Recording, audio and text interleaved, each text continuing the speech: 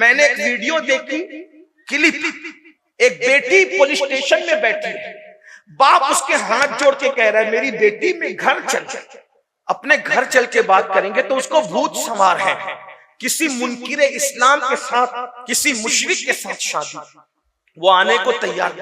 بہت ساری بیٹیاں تو پولیس اسٹیشن میں یہ کہہ دیتی ہے کہ ہم ان کو پہچانتے نہیں کہ ہمارے ماں باپ ہیں۔ میں حفظ ما تقدم کے تحت، یعنی جیسے بیماری سے پہلے ویکسین لگتی ہے، اسی ویکسین کے تحت یہ بات اپنے جوانوں کو اور اپنی بیٹیوں کو بتانا چاہتا ہوں۔ میری قوم کی بیٹیوں، ماں باپ کا دل دکھا کر جب سجدے میں بہار نہیں آ سکتی تو ماں باپ کا دل دکھا کر شادی میں کیسے بہار آ سکتی؟ ماں باپ کا دل دکھا کے جب حج نہیں ہو سکتا قبول اللہ کی بارگاہ میں تو شادی میں خوشیاں کیسے ملتی ہے؟ زندگی میں جب بھی تم اپنے ماں باپ کا دل دکھاؤ گے تو دنیا میں اللہ تم سے خوشی چھین لے گا، کبھی تمہیں خوشی نہیں دے گا۔ ماں باپ کا دل دکھانے والے در در کے بھکاری بنتے ہیں، ان کا بڑھاپا بڑا دردناک آتا ہے۔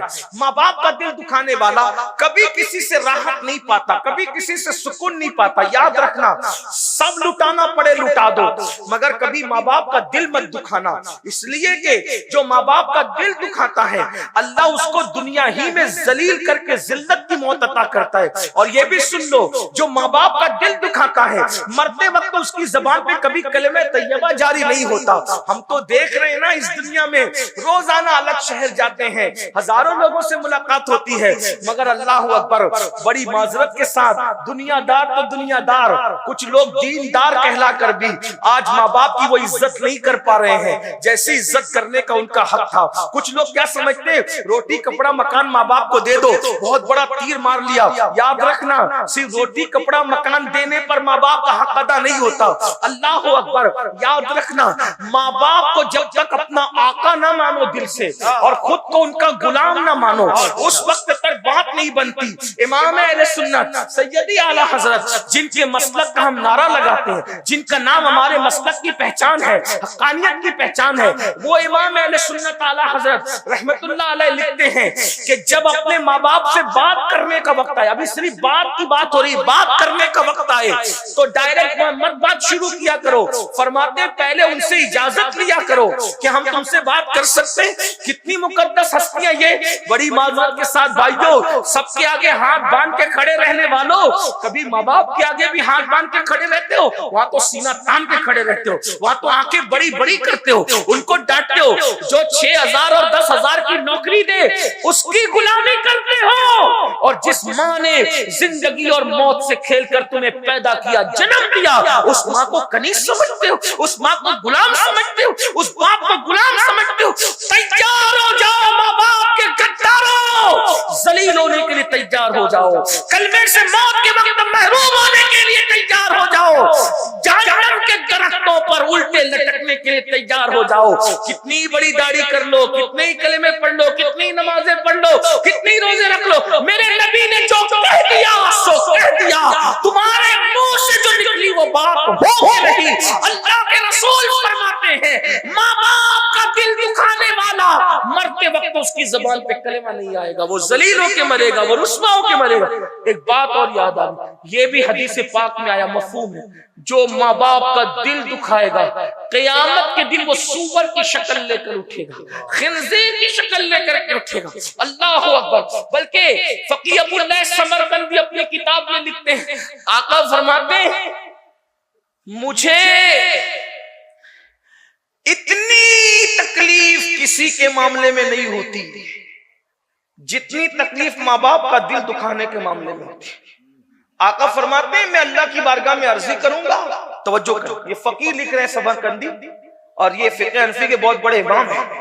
کتاب کا نام بھی سن لے تاکہ لوگوں کو یہ نہ لگے کہ میں کوئی مبالغہ کر رہا ہوں۔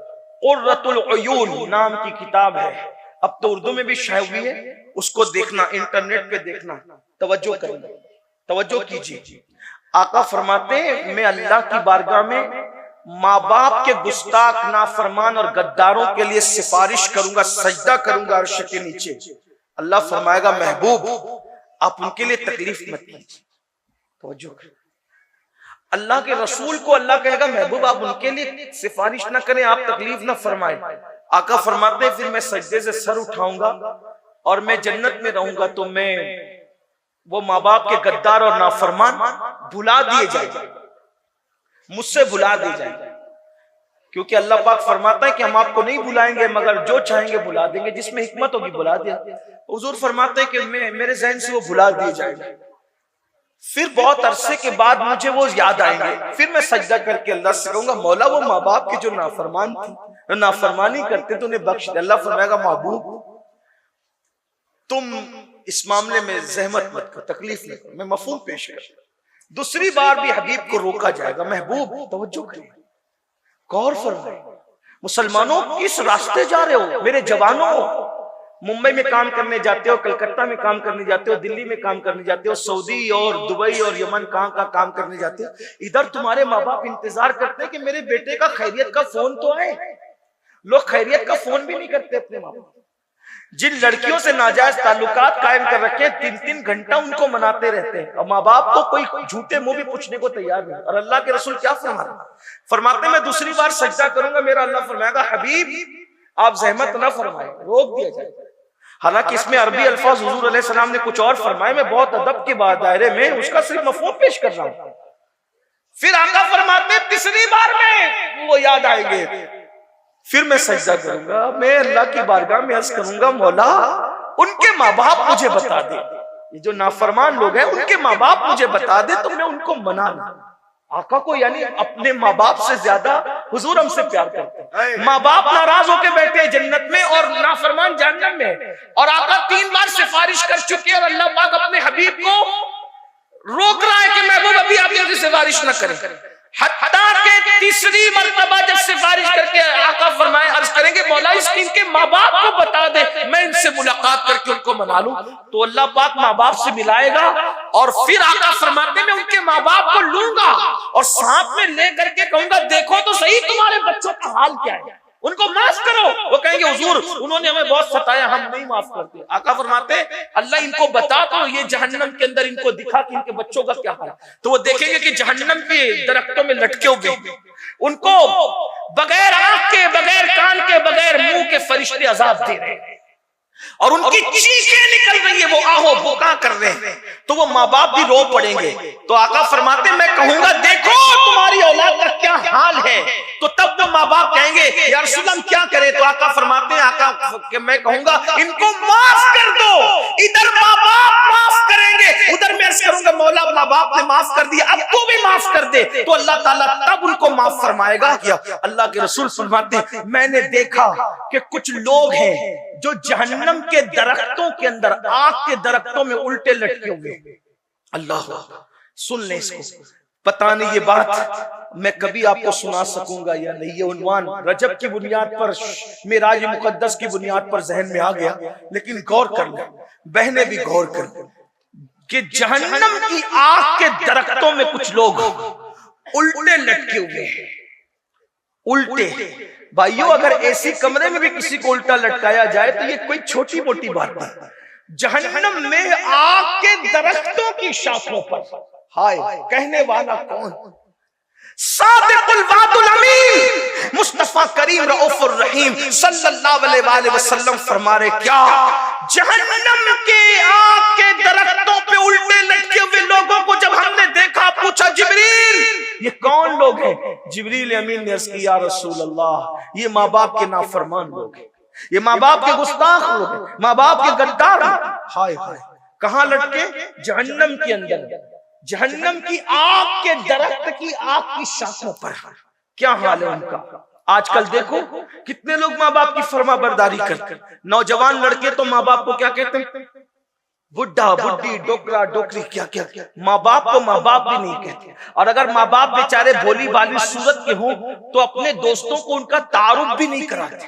میں نے میرے ایک دوست کو سنا جب اسکول پڑھنے کا دور تھا، طالب علم تو ابھی بھی ہوں، اسکول پڑھتے تھے تو اتفاق ایسا ہوا کہ چند دوست اس کے برتھ ڈے کے موقع پر اس کے گھر گئے، ایک بڈھا بیٹھا ہوا تھا، بڑے میاں ایک دم میلے کچیلے سے کپڑے پہن کر، دوست بھی اچھے کپڑے میں تھے، وہ جناب بھی اچھے کپڑے میں تھے۔ پوچھا ہم لوگوں نے کہ یہ کون ہے؟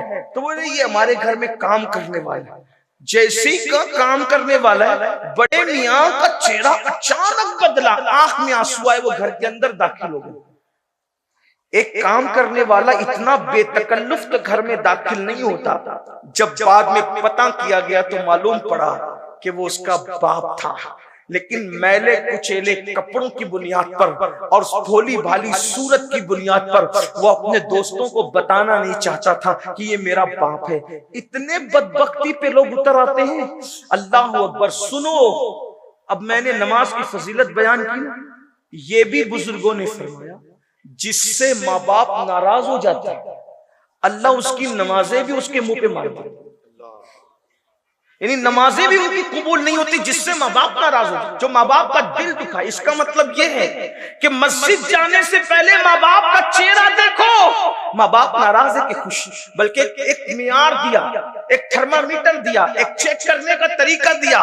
ایک صحابی نے پوچھا یا رسول اللہ صلی اللہ علیہ وآلہ وسلم، حضور یہ بتائیں کہ ہمیں یہ پتہ نہیں چلتا نا کہ اللہ ہم سے راضی ہے کہ ناراض ہے، کیونکہ اللہ غضب نہیں آتا، اللہ سے بات نہیں ہو سکتی، اللہ دکھائی نہیں دیتا، پھر کیسے پتہ کرے کہ وہ راضی ہے کہ ناراض ہے؟ میرے آقا نے فرمایا گھر جا اور دیکھ تیرے ماں باپ تجھ سے راضی ہے کہ ناراض ہے۔ اگر ماں باپ راضی ہے تو اللہ بھی راضی ہے، اور ماں باپ ناراض ہے تو اللہ بھی ناراض ہے۔ دیکھ لو، معیار دیا۔ اور آج کل کے نوجوان بچے خاص طور پہ پسند کی شادی کے معاملے کو لے کر، اور بیٹیاں خاص طور پہ ماں باپ کا بہت دل دکھا رہے، ماں باپ کو بہت تکلیف پہنچ۔ میں سمجھتا ہوں کہ 60% لڑکے اور لڑکیوں کا مسئلہ ہے کہ وہ پسند کی شادی کے معاملے میں ماں باپ کا دل دکھاتے، ناراض کرتے۔